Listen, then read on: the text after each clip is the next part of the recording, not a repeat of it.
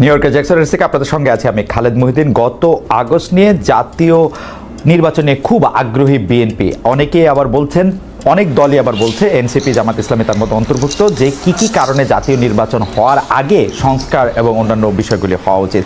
এইসব বিষয় নিয়ে জনমনেও সন্দেহ দেখা দিচ্ছে যে আসলে ফেব্রুয়ারিতে ইলেকশন হবে কি হবে না, কেউ কেউ বলছেন নিশ্চিত করে হবে, আবার কেউ কেউ বলছেন যে না, কিছুতেই সেটি হতে দেওয়া হবে না। ভোট কি তাহলে আবার অনুষ্ঠিত হচ্ছে? কি বয়ান এখন আমরা দেখতে পাচ্ছি রাজনীতির মাঠে, এই নিয়ে কথা বলার জন্য প্রফেসর আসিফ নজরুল আমাদের সঙ্গে আছেন, আইন উপদেষ্টা। প্রফেসর আসিফ নজরুলের কাছেও আমরা একটু ক্ষমা প্রার্থী যে তাকে আসলে তার মূল্যবান সময় থেকে আমাদেরকে একটু বেশি অপেক্ষা করতে হলো।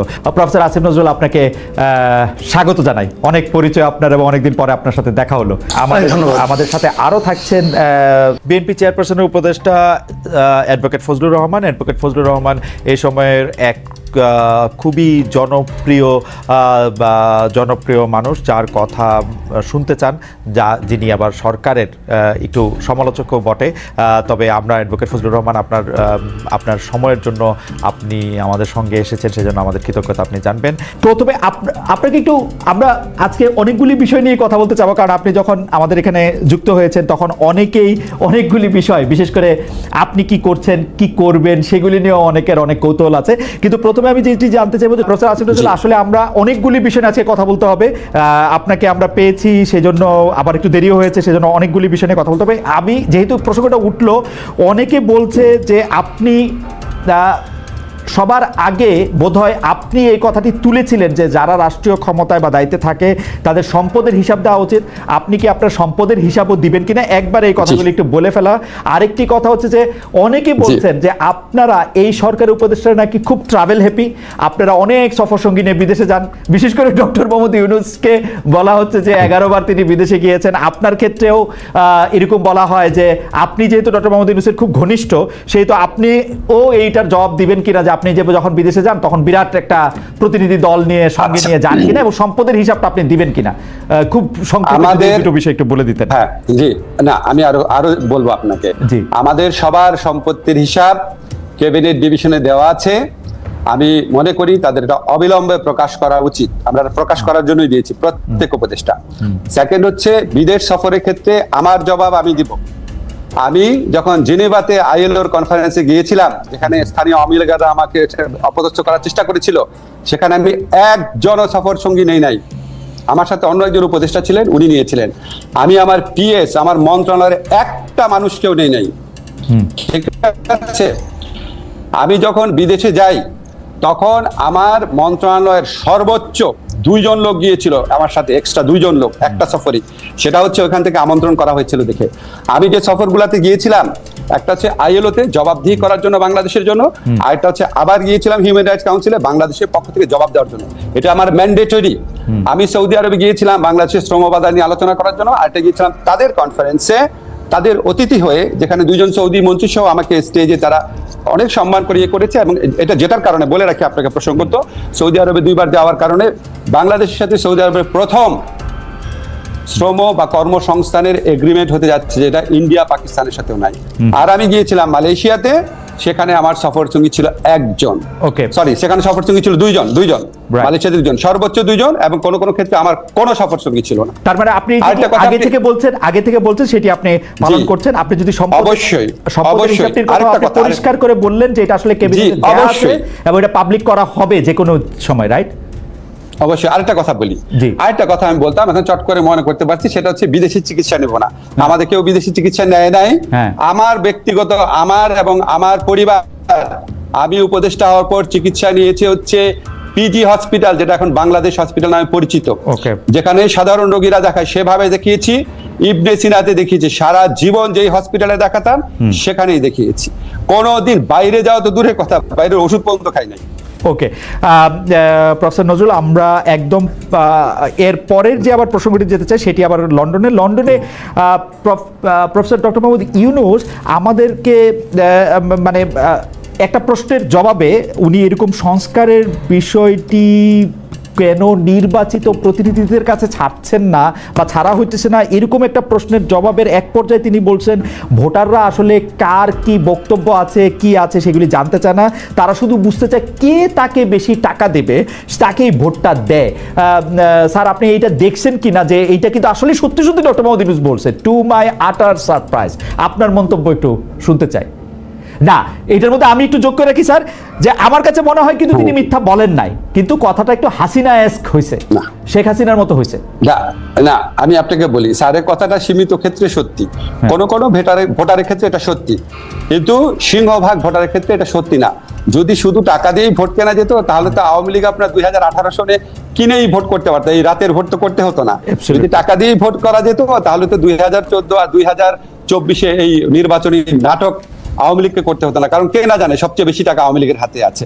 স্যার তো সীমিত ক্ষেত্রে বলেছে, সীমিত ক্ষেত্রে কোনো কোনো ভোটারকে হয়তো করা যায়, ভোট ব্যাংক আছে আমাদের এখানে, আপনি জানেন তো সত্যি, সেটাকে হয়তো একটু স্যার জেনারেলাইজ করে ফেলেছে, এটা হয়তো একটুখানি আপনার কনফিউশনে তৈরি করেছে। আরেকটি বিষয় আপনার সাথে নামের সাথে জড়িত, কিন্তু আমি বিষয়টাকে আরেকটু অন্যভাবে প্রশ্ন করতে চাই। আমরা দেখেছি যে গত সরকার ক্ষমতাচ্যুত হওয়ার পরে আমরা ভারতের সাথে বিভিন্ন বিষয়ের যে চুক্তিগুলি রয়েছে সেই চুক্তিগুলি জনসমক্ষে আসবে সেটা আমরা চেয়েছিলাম, অনেকে চেয়েছিল যে সেই চুক্তিগুলি বাতিলও করা হবে, কিন্তু সেই চুক্তিগুলি বাতিল করা হয়েছে বলে একটিও আমি শুনি নাই, জনসমক্ষেও আসে না। এটার কারণ কি? অনেকে বলে থাকেন এর জন্য নাকি আপনি একজন নিয়ামক, কারণ আপনি ভারতের একজন পরীক্ষিত বন্ধু। আমি স্যার আপনাকে বলতে পারলাম না, কিন্তু অনেকে এটাও বলে। যাই হোক খালেদ, আমি আপনাকে জিজ্ঞেস করি, আপনি কি 15 বছর এই কথাটা শুনেছেন যে আমি পাকিস্তানের দালাল, আইএসআই এর এজেন্ট? প্রচন্ড ভাবে শুনেছেন না? আমি রাজাকার, ছাত্রলীগ মিছিল করেছে আমাকে ধাওয়া করে পাকিস্তানে পাঠিয়ে দিবে, অনেকবার তো শুনেছেন অনেক কিছু। হ্যাঁ, এখন বললাম যে এটা তো আপনার কিছু মানুষ এত সরল প্রকৃতি, তাদের কোনো একটা মানুষ অন্য একটা কিছু বললো সাথে সাথে বিশ্বাস করা শুরু করে, আমাদের বৈশিষ্ট্য। কিন্তু বাংলাদেশের ম্যাক্সিমাম মানুষের বুদ্ধিমত্তা অত্যন্ত প্রখর, তারা এইসব প্রচারণায় কান দেয় না। আপনার নিশ্চয়ই মনে আছে, আমি ক্ষমতাসীন হওয়ার পর আমাদের এই সরকার দায়িত্বে আসার পর, আমার দায়িত্বে আসার পর ভারতীয় পত্রপত্রিকায় বরং আমাকে নিয়ে অপপ্রচার করা হয়েছে, যে লস্করে তৈয়বার জিনিসটা সম্পূর্ণ অপপ্রচার, কি জঘন্য অপপ্রচার করা হয়েছে। তো এটা আপনার এতই হাস্যকর। এখন আপনার মাঝে মাঝে আমাকে ধরেন লোকজন বলে কি, ভাই আপনি এগুলি প্রশ্ন উত্তর দেন না কেন? খালেদ, আমাকে একটা সেকেন্ড বলতে দিন। দেখেন, আপনি যখন রাস্তাঘাটে হাঁটবেন, আপনি মাঝে মাঝে কিছু ভিখারিকে দেখেন না, ময়লা হাতে নিয়ে হাঁটে, থুতু মারে লোককে, ময়লা ছুঁড়ে মারে, আপনি কি তাকে কনফ্রন্ট করতে যান নাকি আপনি একটু একটু দূরে দূরে সরে থাকেন? তো এই সমস্ত কথাবার্তা যারা বলে তাদেরকে আমি ওই ধরনের আবর্জনা ছুঁড়ে মারা, যে নোংরা যা থাকা, যে আপনার যে লোক আছে রাস্তার মধ্যে, মানে আমার কাছে মনে হয় কি যে বাংলাদেশের হয়তো খুব বেশি হলে আমার যারা ফলোয়ার আছে, ভক্ত আছে, বা আমাকে যারা ভালোবাসেন, তাদের মধ্যে হয়তো 10% মানুষ যারা খুবই সরল মনা, খুব গভীরভাবে চিন্তা করেন না, তারা হয়তো তাদেরকে প্রভাবিত করতে পেরেছে। কিন্তু 90% মানুষের মনে এগুলি হাস্যরস ছাড়া কিছু উদ্রেক করে না। আর ভারতের সাথে চুক্তি, আপনাকে আমি বলি এটা অবশ্যই প্রকাশ করা উচিত। এখন ধরেন চুক্তিগুলো তো হয় পররাষ্ট্র মন্ত্রণালয়ের মাধ্যমে, ঠিক না? এখন আপনি আপনার প্রোগ্রামে একটু পররাষ্ট্রমন্ত্রীকে বা এই দায়িত্বে যারা আছে তাদেরকে এনে জিজ্ঞেস করলে ভালো হয়। কারণ আমি আপনাকে একটা জিনিস শুধু বলি, আমরা যখন কোনো মিটিং এ বসে, খালেদ আপনি যখন ডয়েচে ভেলেতে কাজ করতেন, আপনি যখন মিটিং এ বসতেন, আপনি যে মতামতটা দিতেন সেটাই কি ডয়েচে ভেলের মতামত হতো? হতো না, ঠিক না? এখন আমার মতামত আমি দিব, একজনের মতামত আরেকজন দিবে, অনেক সময় হতো না। তো আমি আপনাকে একটা জিনিস একটু ব্যাখ্যা করে বলি। ধরেন আমি যখন ঢাকা ইউনিভার্সিটির টিচার ছিলাম, আমাদের 2-1 শিক্ষক ছিলেন ফাঁকিবাজ, ক্লাস নিতেন না।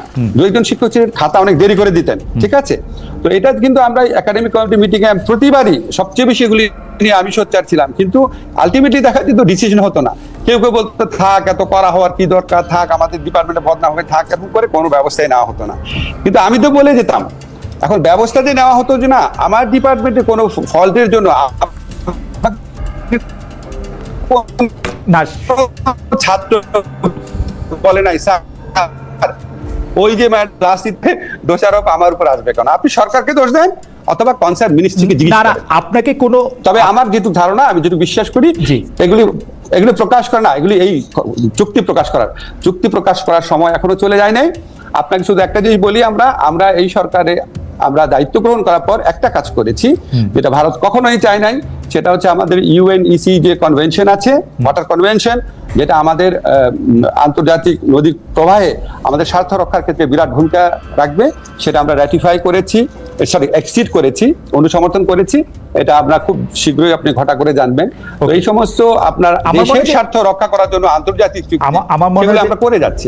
আর চুক্তি, আরেকটা কথা শুধু বলি, চুক্তি প্রকাশের সময় এখনো শেষ হয়ে যায় না। অবশ্যই আমি একটু দর্শকদের মনে করা দিতে চাই, যখন আসলে বাংলাদেশে একটা অদ্ভুত অবস্থা ছিল, কেউই আসলে ঠিক মতো কথা বলতে সাহস করতো না, তখন কিন্তু প্রফেসর আসিফ নজরুল, আমি আসলে গত 15 বছরের কথা বলতেছি, প্রফেসর আসিফ নজরুল একদম তার দৃঢ় মানে বুলন্দ আওয়াজে তিনি এগুলি নিয়ে কথা বলেছেন। সেই জন্য আমাদের আশা প্রফেসর আসিফ নজরুলের কাছে অনেক বেশি যে ভারত একচেটিয়াভাবে আপনাকে ট্রান্সশিপমেন্ট বাতিল করে দিচ্ছে, আপনাকে বলছে যে এখানে স্থলবন্দর আমি ব্যবহার করতে দিব না। আমাদের হাতে কি কোনো কার্ড নাই যেটা আমি পাল্টা করতে পারি? আমি পররাষ্ট্র উপদেষ্টার কাছে কাছাকাছি প্রশ্ন করেছিলাম প্রেস সচিবের কাছেও, তারা বলেছেন তারা নাকি কোনো রিটালিয়েশনে বিশ্বাস করে না। প্রেস সচিব, এটা রিটালিয়েশনের কি হইল? মানে ঘটনা হচ্ছে ভারত একচেটিয়াভাবে এগুলি, স্যার আমি আপনার এতদিন ধরে চিনি বলে আমার কাছে মনে হয় যে আপনি এগুলি কেমনে সহ্য করেন, বা আপনি কেন এগুলি কিছু বলেন না, বা আসলেই কি আমাদের হাতে কিছু নাই? Very good question. এখন ধরেন এখন ধরেন আমি আপনাকে বলি, খালেদ, আপনি আমাকে দুইটা প্রশ্ন করছেন, আমাকে একটু টাইম দিবেন বলা যে আপনি এটা কিভাবে সহ্য করেন এবং আপনি কেন বলেন না। আচ্ছা, আমার ল ডিপার্টমেন্টে যেই শিক্ষক ক্লাস নিত না, বা আমার ল ডিপার্টমেন্টে যেই শিক্ষকের একজন দুজন শিক্ষকের কারণে রেজাল্ট পাবলিশ করতে 2-3 মাস দেরি হয়ে যেত, আমার ডিপার্টমেন্টে যেই শিক্ষক ছাত্রদেরকে 0 নাম্বার এবং মাইনাস নাম্বার দিত, আপনার কি মনে হয় আমি এটা সহ্য করতাম? আমি তো প্রত্যেক একাডেমিক কমিটির মিটিং এ বলতাম। তা আপনার কেন মনে হয় না একই রকম সিচুয়েশন এখানেও আছে? কেন মনে হয় না হতে পারে?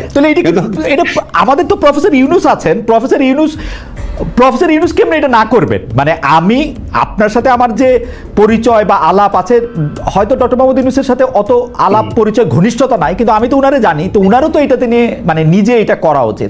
এবং দেখেন স্যার, আপনার সাথে আমি যখন কথা বলতেছি, অসংখ্য লোক আমাদেরকে বলতেছেন যে 26 লক্ষ ভারতীয়, যদিও এটার কথা আপনি আগে বলছেন, কিন্তু আসলেই তো কোনো চেঞ্জ হয় নাই। মানে হাসিনা সরকার আর ইউনুস সরকারের কি তফাৎ ভারতের ইয়াতে? এটা আমি একটু আপনাকে বলি, এটা তো আমার ক্ষেত্রে কথা, স্যারের ক্ষেত্রে স্যার অনেক বড় প্রেক্ষিত থেকে জিনিসটা দেখে, আমি তো অত বড় প্রেক্ষিত থেকে দেখতে পারি না, ফলে আমার পক্ষে অ্যাপ্রোপ্রিয়েট আনসার করা সম্ভব না ভারতের ব্যাপারে, ভূমিকার ব্যাপারে। যত বৈদেশিক সম্পর্কের যে ব্যাপার আছে সেটার সাথে কোনোভাবেই আমি ইনভলভ না। বৈদেশিক সম্পর্ক দেখে আমাদের পররাষ্ট্র উপদেষ্টা আছে, আমাদের ওই যে আমাদের হাই রিপ্রেজেন্টেটিভ খলিল সাহেব আছে, দেখে আমাদের স্যার দেখে। আপনার মনে হয় কি আপনি ধরেন আপনি খালি ধরেন ডয়েটসে ওয়েলেতে একটা জিনিস প্রচার হইলো কেন, তখন আপনি যদি কেউ জিজ্ঞেস করতো আপনার কাছে মনে হতো ডয়েটসে ওয়েলের জার্মান ভার্সনে কি প্রচার হচ্ছে আমি কি জানি। তো আমার কাছে এরকম অবস্থা, আপনি উনাদেরকে জিজ্ঞেস করেন, এবং আমার ধারণা উনাদের আরো অনেক অনেক বড় প্রেক্ষিত থেকে দেখে অ্যাপ্রোপ্রিয়েট সময় অ্যাপ্রোপ্রিয়েট ব্যবস্থা নেবেন। এখন আপনি বলেন, ধরেন আমাকে অনেকেই বলে যে 26 লক্ষ ভারতীয় ব্যাপারটা, তো 26 লক্ষ ভারতীয় ব্যাপারটা যদি বলে থাকি তাহলে এটা অত্যন্ত ভারত বিরোধী কথা। তো একই সাথে 26 লক্ষ ভারতীয় বললেন, এটা এত বড় একটা কথা বললেন আপনি, আবার বলে ভারতের দালাল, কোনো কিছু ঠিক নাই। 26 লক্ষ ভারতের ব্যাপারে ভাই একটা কথা ব্যাখ্যা করি, আমরা যখন 15 বছর অ্যাক্টিভিজম করতাম, অনেক জায়গায় অনেক ভাষণ দিতাম, অনেক বক্তব্য দিতাম, যখন আমরা বক্তব্য দিতাম প্রত্যেকটা কথা অ্যাকিউরেট হতো না। এখানে আমি সিপিডির একটা রিসার্চ পেয়েছিলাম, আমি এটা আগের অনুষ্ঠানে ডিটেইল বলেছি, বলেছে 5 লক্ষ, সিপিডি বলেছে 5 লক্ষ, আরেকটা বলছে এর চেয়ে অনেক বেশি হতে পারে। এখন ধরেন আমার যদি অ্যাকচুয়াল ফিগারের চেয়েও ইম্পর্টেন্ট ব্যাপার ছিল ব্যাপক সংখ্যায় রয়েছে। এখন আপনি আমাকে বলেন, সিপিডির মতো একটা প্রতিষ্ঠান যেটা দেবপ্রিয়দা পরিচালনা করে, সিপিডির মতো প্রতিষ্ঠান যদি 5 লক্ষ বলে, আমার মাথায় তো এটাই গেঁথে আছে যে লক্ষ লক্ষ অনেক লোক কাজ করে। এখন ওইখানে বলতে গিয়ে হ্যাঁ হতে পারে যে 26 লক্ষের মধ্যে এক্সাজারেশন আছে, কিন্তু বিপুল সংখ্যক তো ছিল। এখন বিপুল সংখ্যক ভারতীয় আপনার যারা চাকরি করতো, তারা 5 অগাস্ট থেকে 8 অগাস্টের মধ্যে চলে যায় নাই, এটা আপনাদেরকে কে বললো? ওই সিচুয়েশন দেখে যদি আওয়ামী লীগের, একটা সেকেন্ড ভাই, আওয়ামী লীগের যদি হাজার হাজার লোক চলে যেতে পারে, ভারতীয় লোক চলে যাওয়ার কথা না। সেটা তো আপনার কনসার্ন যারা মিনিস্ট্রি আছে, অথরিটি আছে, তাদেরকে আমি তাগিদও দিয়েছি, এটাকে বলেছি। আমার মনে হয় যে এই ব্যাপারটা আপনি আসলে বলেছেন, পরিষ্কার করেছেন, এবং চলে যেতে পারে সেই সংখ্যা। তারা আবার যেহেতু আপনি যখন বলেছিলেন যে ভারতীয় একটা বিপুল সংখ্যায় কাজ করতে পারে, এবং সিপিটির উদাহরণটা দিয়েই আপনি বলেছিলেন, এবং জনাব তৌহিদ হোসেন যিনি আজকে পররাষ্ট্র উপদেষ্টা, তিনিও কাছাকাছি একটি কথা বলেছিলেন এবং সেইটার ব্যাখ্যা নানা রকম হতে পারে, যেহেতু তারা কি বলে নিবন্ধিত উপায়ে, আপনি প্রায়ই বলেন একজন মুক্তিযোদ্ধা হিসেবে আপনার এই দিন দেখতে হবে, এটা আপনার কোনোদিন ভাবতে হয় না। একজন মুক্তিযোদ্ধা হিসেবে আওয়ামী লীগের 15 বছর আপনি কেমনে দেখলেন ফজলুল ভাই? আপনি সংবিধানের মূলনীতির কথা বলেন, আওয়ামী লীগ সংবিধানের কুল মূলনীতিটা মানছে, এই গণতন্ত্র, সমাজতন্ত্র, ধর্মনিরপেক্ষতা, জাতীয়তাবাদ। কোন সংবিধান দেখা বাংলাদেশটা পরিচালিত হয়েছে? ভোট হোক, যাই হোক। কিন্তু যদি আপনি তুলনামূলক জায়গা থেকেও বলেন, আপনি বিএনপির জায়গা থেকেও আপনার আমি প্রশ্ন করতে পারি যে বিএনপির আমলে কোন বাংলাদেশের কোন সাংবিধানিক মূলনীতি রক্ষা করা হয়েছে, বিচার বিভাগে হত্যা কোনটা বন্ধ হয়েছে? কিন্তু এই সরকারের সময় এসে আপনি এত বেশি হতাশ কেন হয়ে পড়লেন ফজলু ভাই? আপনাকে অসংখ্য ধন্যবাদ। আমি আমার সেই ভাইয়ের কথা, মাসুদের কথা শুনছিলাম। জীবনে কোনোদিন হতাশ হই নাই। এই বাংলাটা আমার ব্যাপারে ব্যবহার করবেন না, আমি কোনো হতাশ মানুষ না। আমি আপনাকে অনুরোধ করব এই বাংলাটা কেউ যাতে আমার ব্যাপারে ব্যবহার না করে। এক, 2 নম্বর হলো আমি এই সরকারের বিরুদ্ধে ক্রিটিক্যাল। এই সরকার যারা আনছে আমি এখনো চ্যালেঞ্জ করছি। গত 10 বছর, আমি 15 বছর আওয়ামী লীগ সরকারের বিরুদ্ধে আমি যা করছি, আমি যা বলছি, আমার নামে যে রাষ্ট্রদ্রোহ মামলা হয়েছে, আমাকে যে আমেরিকাতে নির্বাসনে রাখা হয়েছে, আমাকে যে জেলে রাখা হয়েছে, এই আমি 10 বছর বাড়িতে যাইতে পারি নাই, মা বাবার কবর জিয়ারত করতে পারি নাই হাসিনা সরকারের সমালোচনা করার কারণে। আমি যতবার হাসিনা সরকারকে ফ্যাসিস্ট বলছি, ফ্যাসিস্ট বা যে শব্দটা, এটি আমি প্রথম এস্টাবলিশ করছি সবার আগে। আমি একটা কথা সবসময় বলি, what Bengal things today, rest of India things tomorrow. Gokhale নামে একজন মহান ব্যক্তি এই কথাটা বলেছিলেন। আমি একটা বলতে চাই, আমি ওই দিন জনসভায় বলছি যে আমি যা বলি তার অনেক দিন পরে অনেকে সেই কথাটা বলে। এই সরকার ক্ষমতায় আসার পিছনে, ক্ষমতায় বলবো না, দায়িত্ব পাওয়ার আসার পিছনে আমারও অনেক বেশি প্রচেষ্টা আছে, জীবন মৃত্যুর খেলা আছে। আমার ছেলেগুলো রাত্র 3টার সময় বাইরে হয়ে গেছে, খুঁজে পাইনি, 5 দিন বাসায় আসে নাই। এগুলো আমরাও মাঠেও ছিলাম, বক্তব্য ছিলাম। ফ্রান্স বিপ্লব যে হয়েছে, বিপ্লবের কয়জন নেতার নাম আপনি বলতে পারবেন? কিন্তু ভলটেয়ার, রুশো, যারা ফিলোসফিক্যালি মানুষকে উদ্বুদ্ধ করছে, তাদের নাম বলতে পারবেন। এই দেশে যারা হাসিনা বিরুদ্ধে আদর্শগতভাবে মানুষকে উদ্বুদ্ধ করছে, আমি দাবি করি তার মধ্যে আমি শুধু একজন না, সবার মধ্যে আমি অন্যতম। আর বেশি বললাম না, বললে আবার নিজের ব্যাপারে বেশি ডুল পিটানো হয়। এক, আমি প্রত্যেকদিন বলতাম আমার ওয়াইফকে, যে কোনো সময় আমি মরতে পারি, তুমি বিধবা হইতে পারো, ছেলেরা এতিম হইতে পারে, ভয় পাইবা না। এইসব কথা আমি আপনাকে বলি। আওয়ামী লীগের বিরুদ্ধে আমি যে ফাইটটা, আওয়ামী লীগ মানে 15 বছর হাসিনার বিরুদ্ধে, 15 বছর না, 96 সন থেকে শেখ হাসিনার বিরুদ্ধে। আমার 3টা ইলেকশন শেখ হাসিনা লুট করে নিছে। আব্দুল হামিদ আমার সঙ্গে 2টা ইলেকশনে ফেল করছে, তারপর আমাকে ডিক্লেয়ার করে নাই। আমি স্বতন্ত্র ইলেকশনে 96 সনে আব্দুল হামিদের চেয়ে 5200 ভোট বেশি পাস করছিলাম।